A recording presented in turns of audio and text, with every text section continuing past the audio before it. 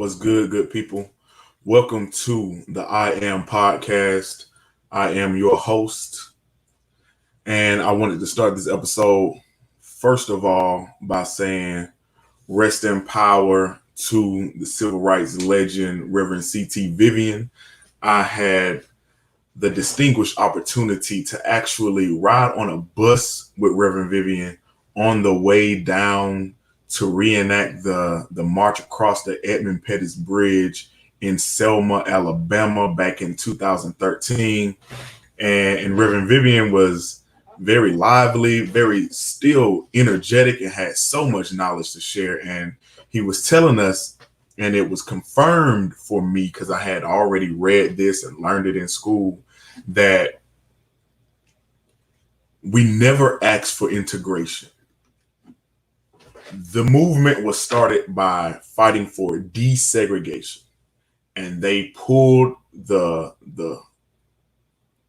flipping switch on us, and they started to tell us that they didn't want to give us integration. They didn't want us to integrate. They didn't want us to integrate. And they kept using that terminology. And so eventually, our fight for desegregation turned into us receiving integration, which is never what we were asking for in the first place. So it was just very interesting to hear him, somebody who was actually there, somebody who was on the front lines, confirm what I had read in class. It was great to put that to bring some life to the words in a book. So rest in power, Reverend Vivian. You will be missed. We will continue to carry on your legacy, and I hope that we make you proud. And sadly, we must continue by saying rest in power again to Congressman John Lewis. Now, me being from Atlanta, I have known who John Lewis was my entire life.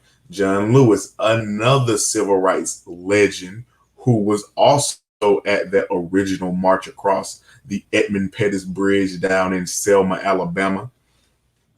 And, I just wanted to make sure that we give love to those who came before us, those who have given us that pathway, really the direction on how to continue to fight for ourselves as Black people. And really, so many movements have been started and modeled after the civil rights movement, the Black Power movement, what we started in this country as Black Americans, and how we have inspired others to take on what we have created and the ways of protest that we developed to carry on and influence so many other movements for rights and justice.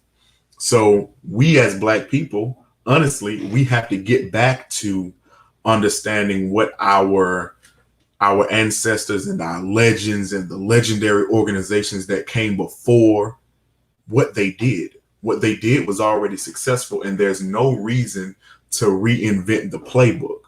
It's already been outlined for us. And with the age of the internet, now we definitely don't have any reason not to actually follow up on what they've already laid down. We have Google, we have books, we have articles, we have research, we have all of these things that are before us and available, readily available, more ready than any other time in history.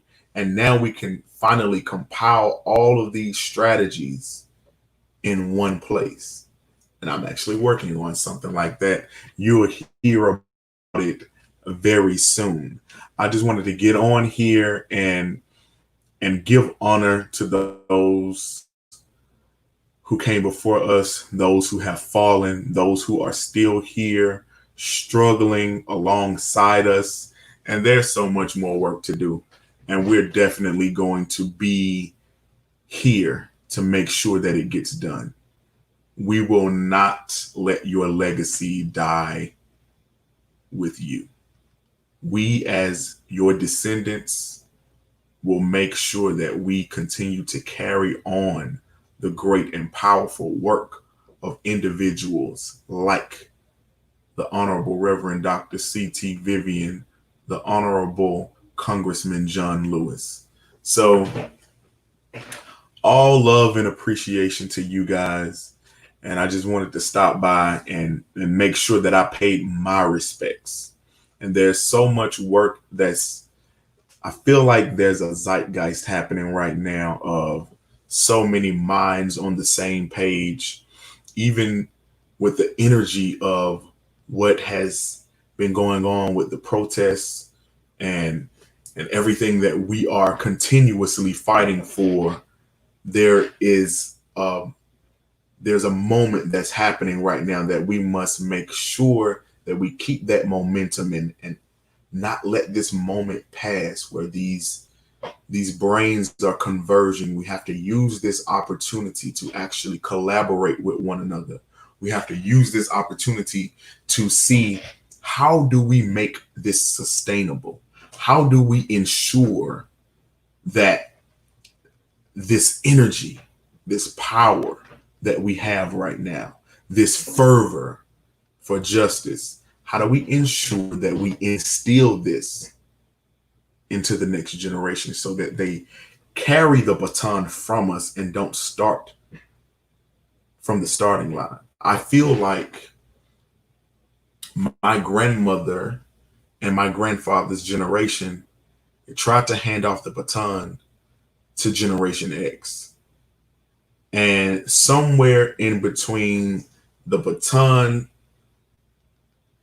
switch between the baby boomers to Generation X to so-called Generation Y millennials to now Generation Z, the baton has fallen multiple times, and we've fallen behind in this relay of progress, of each generation getting better, of starting where your ancestors left off and continuing to carry on that work. But I can't help but feel like we keep starting from the very same place. It's like we keep starting over. And we have to get better. There has to be something that we can do to make sure that we don't just start over from the beginning every generation. There has to be some way to sustain what work has been the work that has already been put down in the past and the work that's being put down right now, to make sure that it doesn't just fade away. We have to make sure that we don't allow ourselves to be pacified. We have to make sure that we don't allow ourselves to be bamboozled. I talked about the switch that they played on us from wanting integration, but we were really only ever asking for desegregation. Now, what is the difference between those two things? I'll just say it like this. Segregation was a legal implementation of separation. So you could legally say that Black people were not allowed in certain public places. Now, what was misinterpreted was that Black people were trying to get access to white places. No, the library is public. The restrooms at a park or a water fountain or the community swimming pool is a public place. We're not trying to invade or even engage with whiteness. We want access to the things that our tax dollars as US citizens were paying for, because citizens' tax dollars pay for those restrooms and parks. They pay for water fountains that are for public use, community rec center, and the community swimming pool. So if we are, by virtue of the 14th Amendment, US citizens, that means now you can tax us. But if we are going to be taxed, we want full acknowledgement in society. We want the right to vote And we also want full use of all of the public works and amenities that exist. So that is segregation and a fight for desegregation, us having access to the things that our tax dollars pay for. Now, what is integration? Integration is actually intertwining things that are separate. Now, integration is actually having us go into schools that were primarily only white. Now, these are public schools, our tax dollars pay for those. So that should be a part of it. But we had our own public schools. What we wanted was for the public schools that were in our district as Black people, because the school district is based off residents. And most of the time, even still today, in certain neighborhoods, you can very easily tell what the demographics are in a certain neighborhood. So we had our own schools. That in itself isn't segregation. It's not a legal thing. It's just based on proximity of where people live. And at the time, we weren't asking to live amongst them. We were asking for adequate roads in the areas where we did live. We were asking for adequate amenities in the areas where we did live. We were asking for adequate equipment and resources in the schools we did attend. We didn't want to attend a school where the ceiling was falling down, where we didn't have chalkboards or the desks were falling apart, or we got recycled books. We wanted the new edition. We wanted our children to have the same access to knowledge as anyone else within the structure of the US education system. So it doesn't mean force my Black child to go into a school where they're not wanted. That's not what we were asking for at all, ever. And you can hear Dr. King ask, did we integrate into a burning house? Because what happens is, and the news is very slick about doing this, they will intentionally continue to use words, knowing that that's not a terminology that initiated a movement, a moment, or any type of rhetoric. They misuse the term racism. They misuse discrimination. They misuse misogyny, and they conflate ideas together to make people think it's the same thing. So people who weren't on the front lines started to believe that desegregation and integration were the same thing. They were the same fight. And so when somebody tells you that you can't have integration, you're like, okay, now that's what we're fighting for. They're holding us from something from us. Sometimes people dangle what they don't want you to have. They take that off the board. They dangle in front of you what they want you to have. Oh, we want you to do this. You know, we'd rather that you stay in your place. But if you're going to have anything, we can control this. So we'll give you this, even though you were asking for this. They're similar, but they're not the same.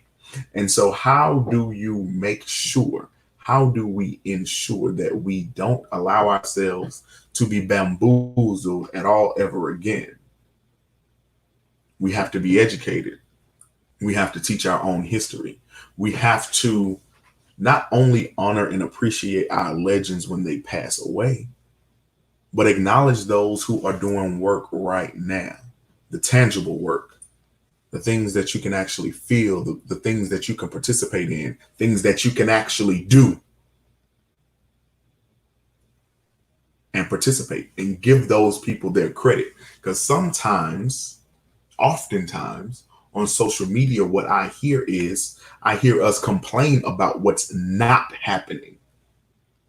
And that's important.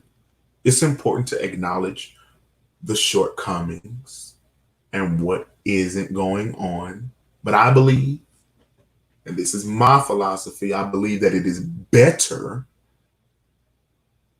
to say what you want done than to consistently complain about what's not being done. If I let you know what I want, then you can actually adequately serve me. If I'm at a restaurant and I'm looking through the menu and I tell the waiter, well, I don't want the prime rib, I don't want the cheesecake, I do not want the mozzarella sticks. What am I going to be served? They have no idea because they don't know what I do want. And I haven't clearly given them any instruction to give me any type of satisfaction. So if I leave that restaurant unsatisfied and I say, man, they ain't even giving me what I wanted, that is my fault because I didn't tell them anything. I told them what I didn't want. And that's what we often do. We get so caught up in what we don't like and what we don't want and what we don't want to see and what we hate and all of these things and so much energy on the negative that we never actually address what the positive is. What is the actual solution to the problem? What is the goal? What do you want? And this is what coming up with a Black agenda is about. In that Black agenda, we may, at the end, address some things that we dislike, but we are definitely front page. We're going to tell you in the book cover, the table of contents, in the foreword, in the prologue, in the first chapter, what we do want.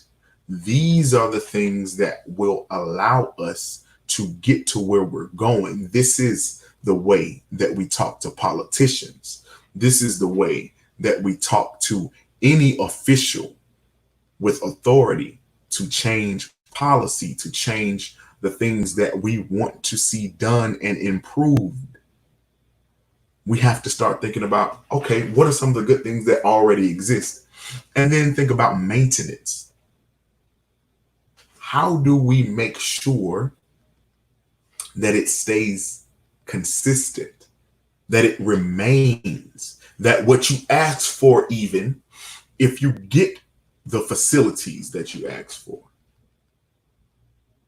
if you get the resources that you have requested, are you going to maintain it?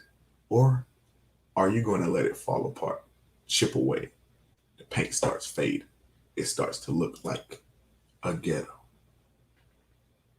And whose fault is that if we throw down trash in our own community?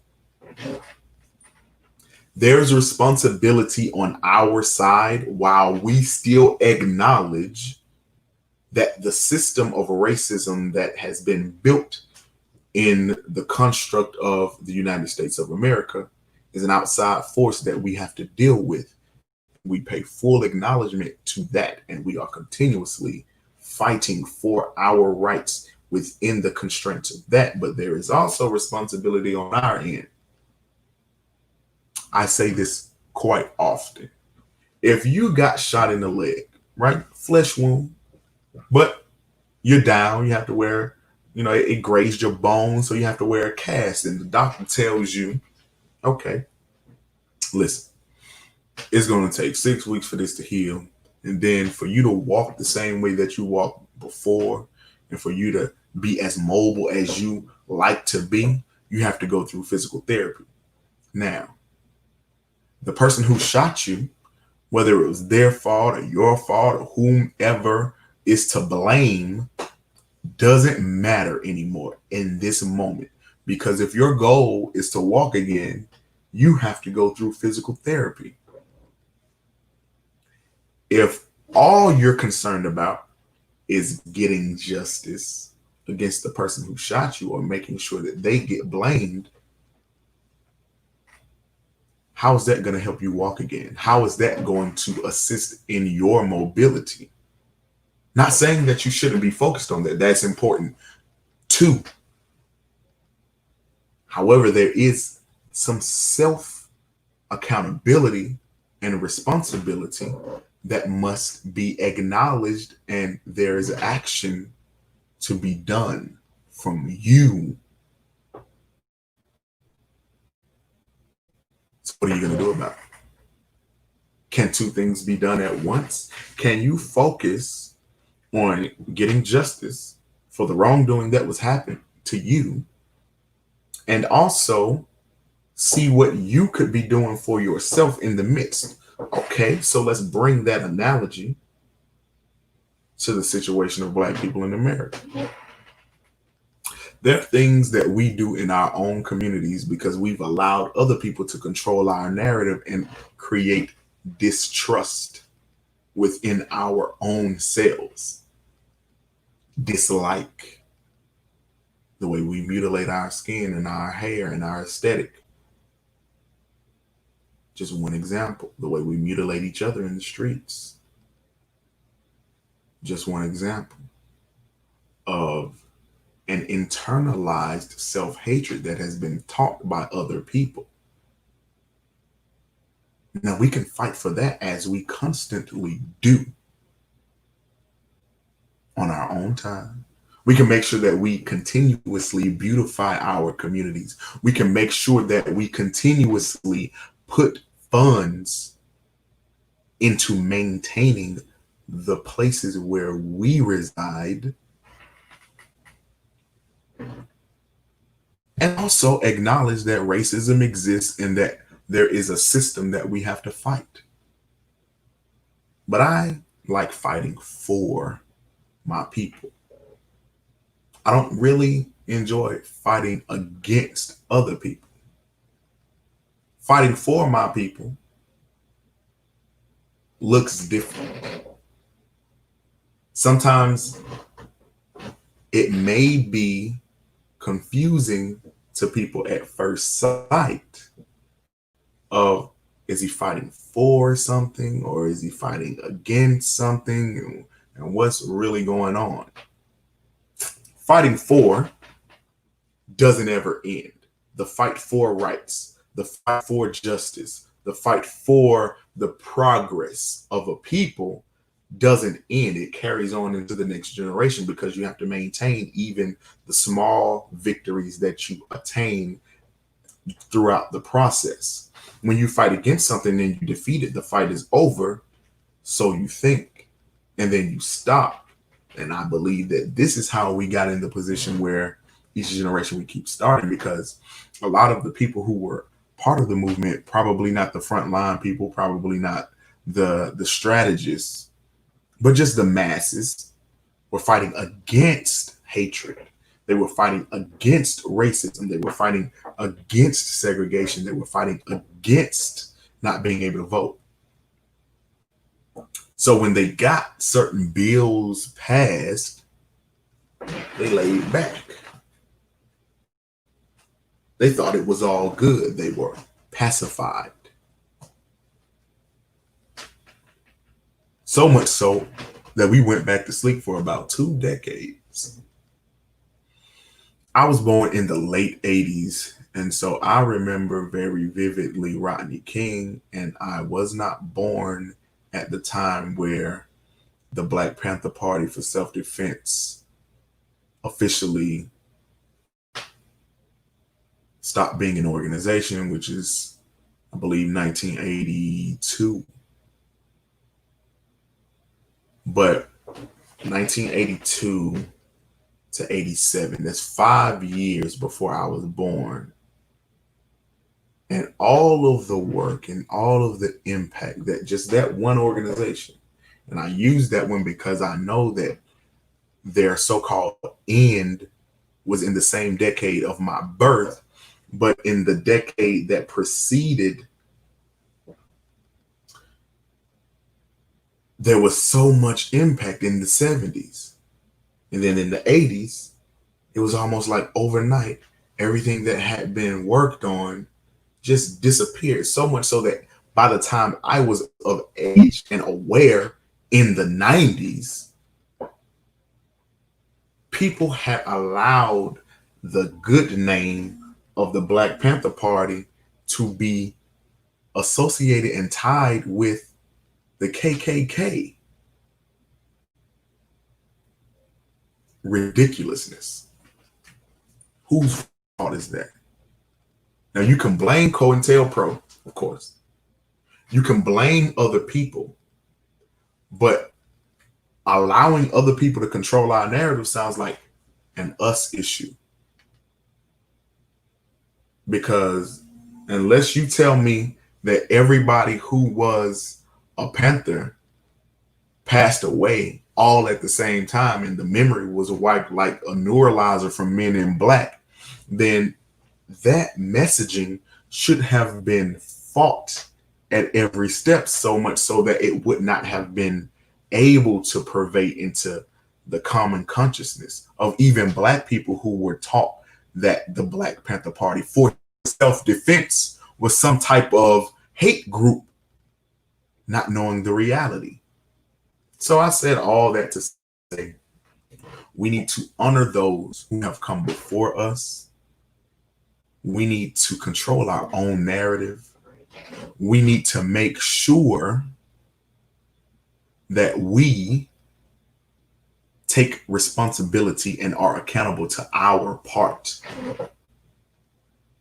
in what we are fighting for. Once again, I appreciate you guys for joining, being a part of this brief broadcast.